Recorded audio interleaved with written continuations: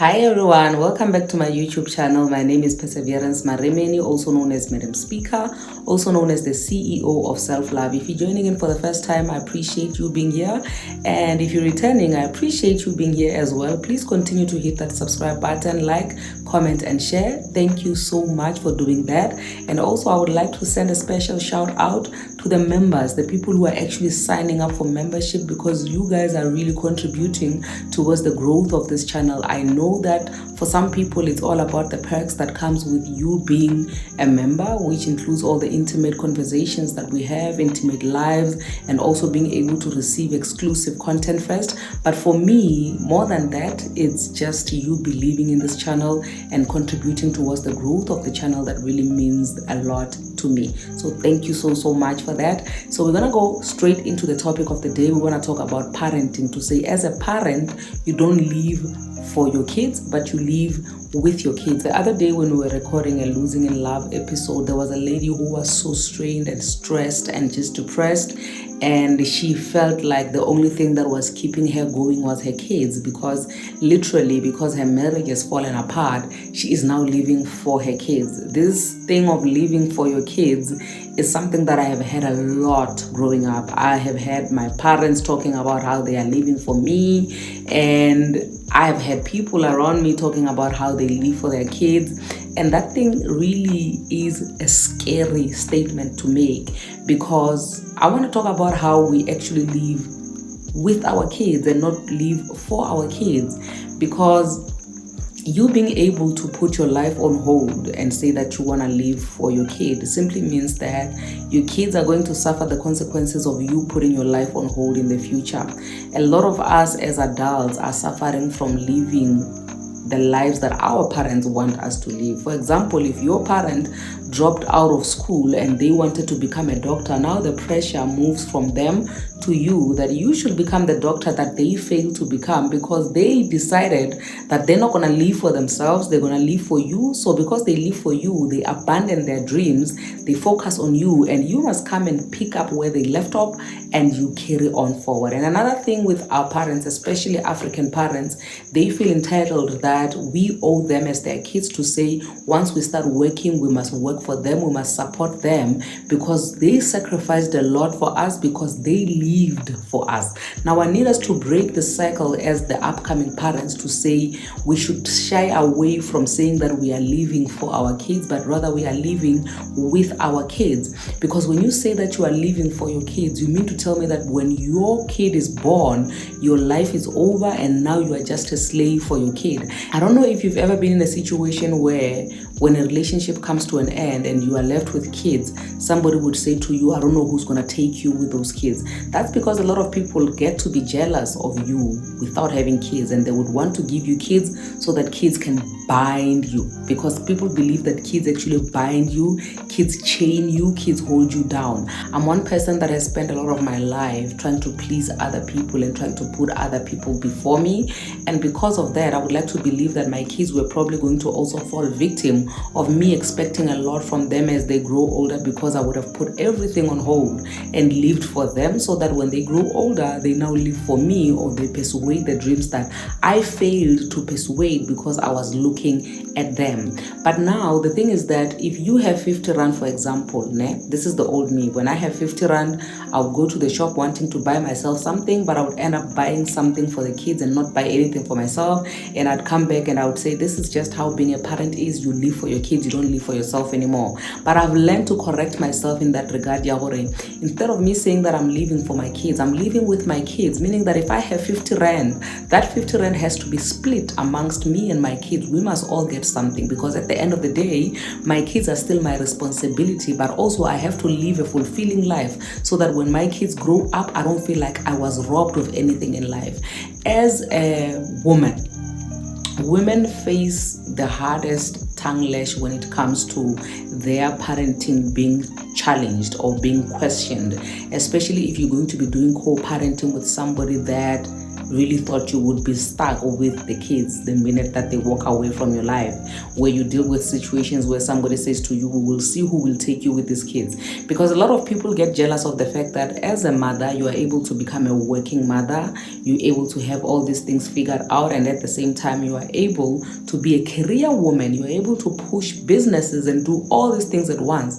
And sometimes somebody you are co-parenting with will be jealous of all your successes to a point where they would be questioning everything that you do. They'll be questioning your parenting, because like I said, that when you want to touch a parent, talk about their kids, question their parenting, because that is one thing that is the most sensitive thing about being a parent. Your kids, you carried this kid for 9 months, you gave birth to this kid, and then somebody comes and they want to question your parenting, and they want to think that they know what is best for your kid more than you know what is best for your kid. So we get scrutinized a lot as parents who are working parents, who are independent women, who are just doing big things, because we are expected to fail. And we also put pressure on ourselves to say, you know what, I'm going to prove to the society that I can actually do it all. I can be a mom, I can be a career woman, I can be a business woman, I can be all these things. So I need you to understand that you should not allow anybody to put pressure on you, but most importantly, don't put pressure on yourself. Because if you rob yourself of your own life, if you rob yourself of living your own life, at the end of the day, you are going to grow up a very bitter person, because you would be thinking you put your life on hold so that your kids can have a life. And then when now they're older and they're not doing things for you, they're not repaying you for actually putting your life on hold as if they asked you to put your life on hold, you will grow up a very bitter person. This is the reason why we have people who are jealous of their daughters-in-laws, because they feel like they're here to eat their kids' money, which they feel like they're entitled to. We have parents who just don't even want their kids to make mistakes or do things that they want to do. Like I said in the beginning, that sometimes you find that a parent failed at becoming a doctor because they had you as a child, and they feel like, when I as the child, you must now come and persuade that career of being a doctor, because they failed, meaning that you are not living your own life, you are living the life of your mother. You need to break away from that. In a sense, you need to draw the boundary and say, listen, this is my life that I'm going to live. Especially if you're an adult, you can make that decision by yourself to say, I'm not going to live under my parents' shadow. I'm going to do what is best for me. I'm going to do what I feel like I love. And that is also going to help you to break that chain also regarding your own kids, to say you need to understand that when you don't live for your kids but you live with your kids, that means that you are still able to chase your own dreams even though you are living with your kids. When you have to leave your kids at home and go to work, you don't have to feel bad about that, because you are not a slave of your kid, but God has blessed you and trusted you enough with your kids so that you can do what you think is best. I always talk about the topic, when you feel like your parents gave you garbage, the garbage that they gave you is the best garbage that they could find. A great woman, Yelna, once said that.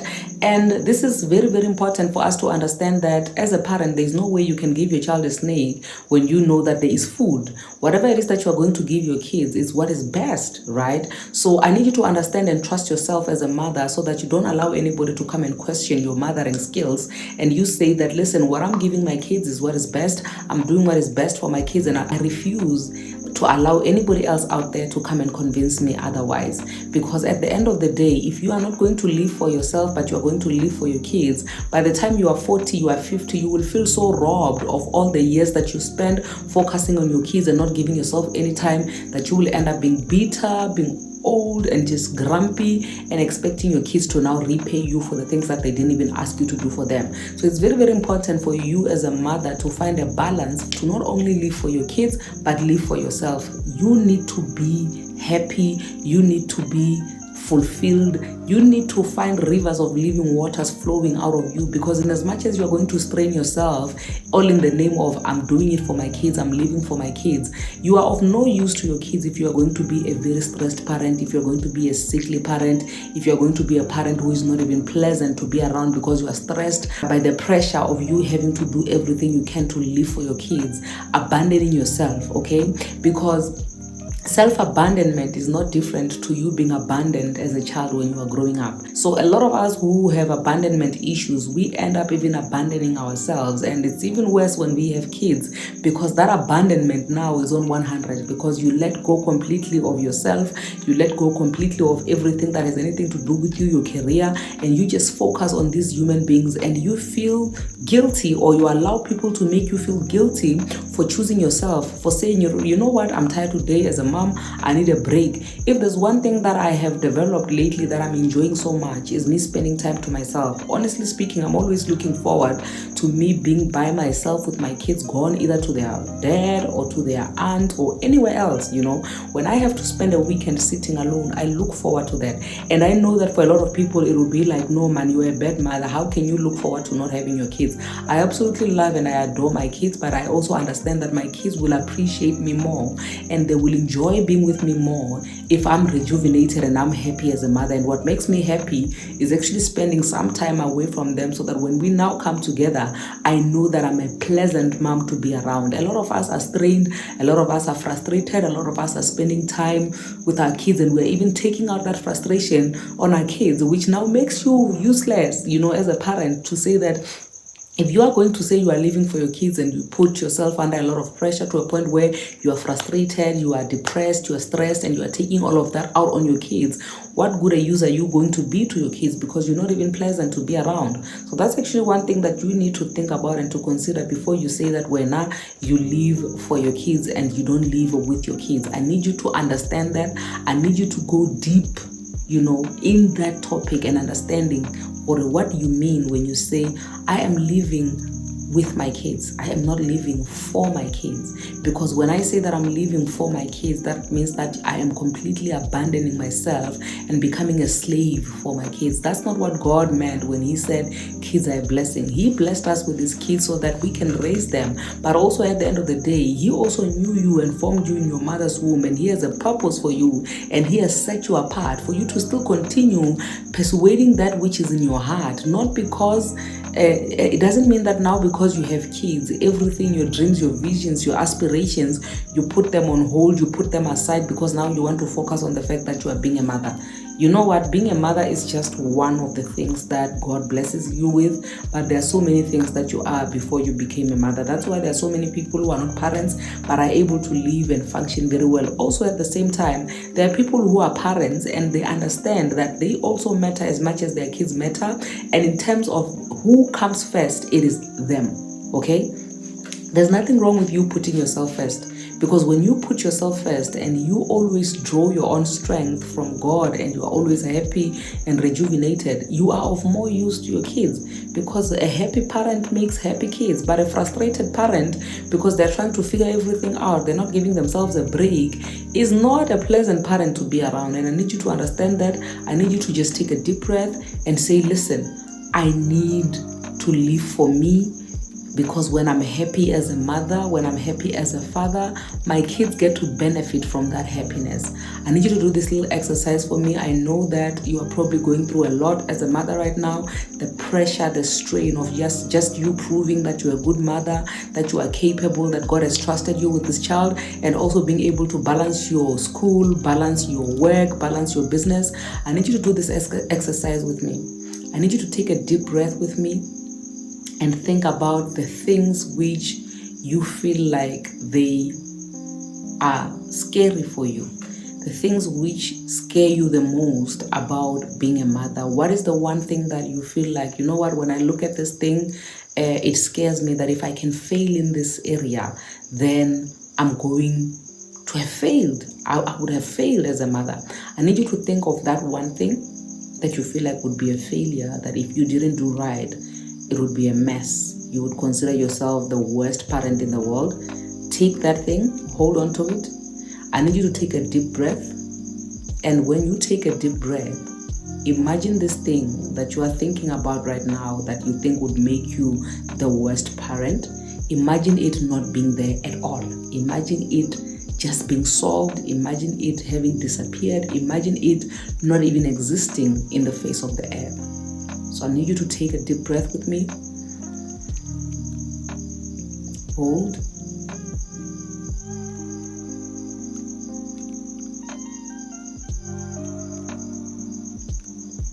And out.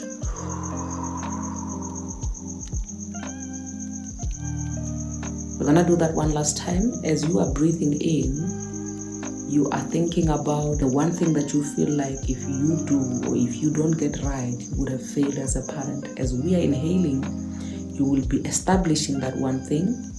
And as we are exhaling, You will be letting go of that thing as if it never existed, as if you have found solution to it, as if there is absolutely nothing like that thing which is bothering you so much. As you release it, you take your time in this meditation and relax and trust the fact that with what you have, it is good enough. We're gonna do the little exercise again. Let's take our deep breath and hold and take it out.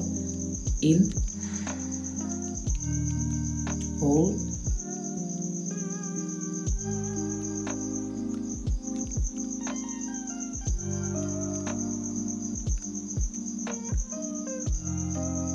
and out.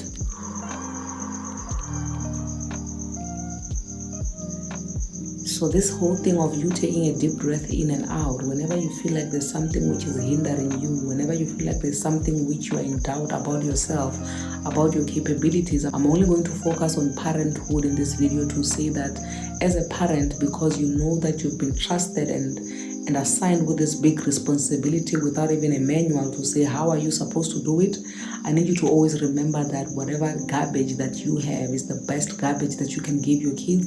And whenever you're in panic mode, whenever you feel like you're not good enough, whenever you want to doubt your own capabilities as a mother, I need you to understand that no mother out there came with a manual. And I need you to take this deep breath, hold,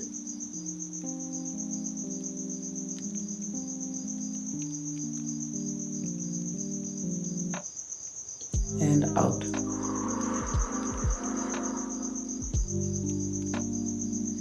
I need you to take it easy on yourself. I need you to understand that you got this.